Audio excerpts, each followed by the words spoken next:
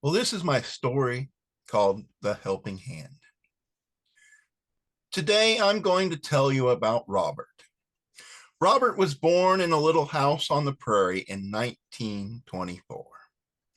He was born in the same place, in the same area that his great-grandparents had homesteaded in 1870, after they had moved from Kansas from Chicago after the Great Chicago Fire had wiped out most of the town.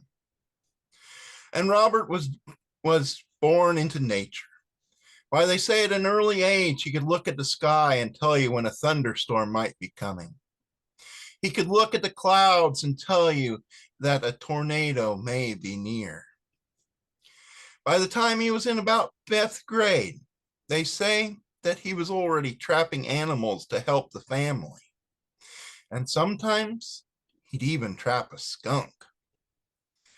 Now, you and I, we wouldn't be very excited about a skunk. But Robert was. You see, back then, a skunk was worth $5, and that was quite a bit of money for a kid to bring in to help his family. And well, Robert's dad, he worked hard on the land. He farmed and raised animals and did everything he could to help the family. But there was one day that Robert's dad didn't come home. They went out and they looked for him, and they found him against a fence post, and he had had a heart attack and he had passed away. Now, this obviously devastated the family, but on a farm, there isn't much time to grieve. And that year, the local farmers came and helped harvest the field. But the next year, Robert had to drop out of school and he had to do the farming. By now, he was about 14 years old. And so every night he would go home and he would pray for a helping hand to come and help him with the farming. And one day a helping hand did come, but it was just a hand, unattached from a body. Now, at first, this did freak Robert out a little bit. But when he saw how hard that hand could work, he was glad he had that helping hand.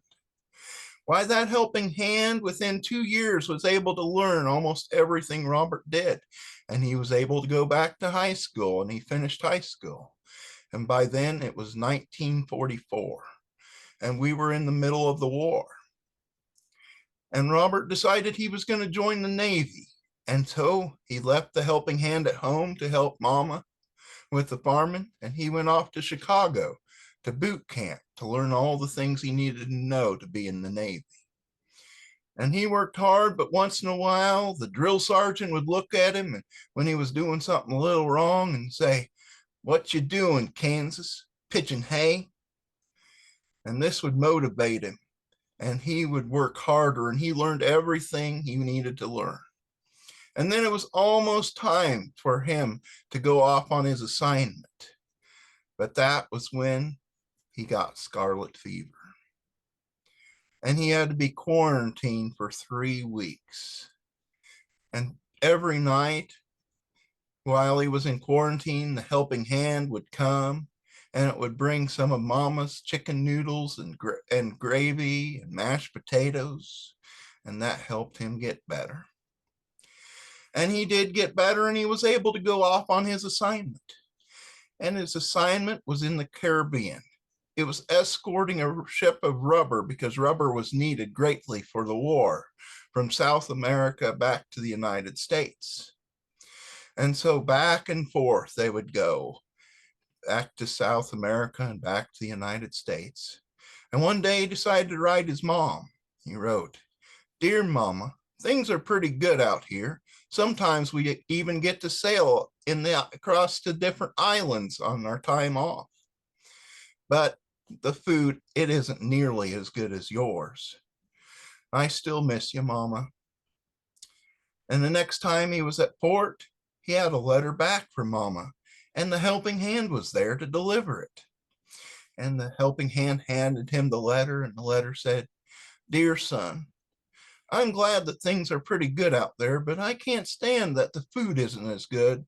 I had the helping hand bring you a pan of brownies." And Robert shared that pan of brownies with the crew, and then he wrote back to Mama. "Dear Mama, I shared the brownies with the crew, and they now call you their Navy Mama. And guess what? I think the war is going to be over soon, and I'll be back home." And Robert was right. It wasn't long before he was no longer among the waves of the ocean and back among the waves of grain. And he settled back down on the farm.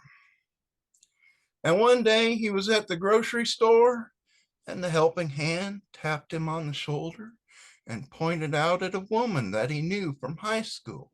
And if that wasn't enough, the helping hand moved his head to look directly at her. And well, Robert could take a hint. And he went over and he talked to her.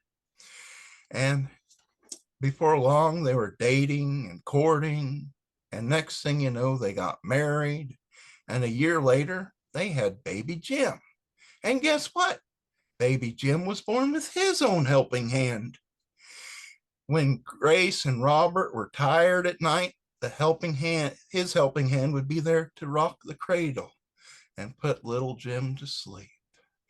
And while Robert and Grace were tired and working hard, sometimes the helping hand would even play patty cake with little Jim. Patty cake, baker's man. Bake me a cake as fast as you can. Pat it and roll it and put it in a pan. Patty cake, baker's man. And well, guess what? Jim also turned out to be the best student in his class at math, because not only could he count to 10 on his hands, he could count to 15. And he grew up and graduated from high school and went off to college. And well, he didn't do that great at college, but he ended up moving back home and then getting married. And well, Grace and Robert, they aged as people do. And before long, Grace, well, she was starting to lose her mind a little bit, and the helping hand would write her notes of things she needed to know.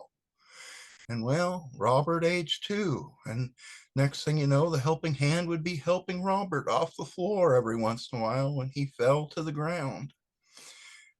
And then one night, Grace gracefully passed away and left us. And Robert, a couple of months later, noticed that the pigment of the helping hand was starting to fade, and he knew that his time was coming soon too.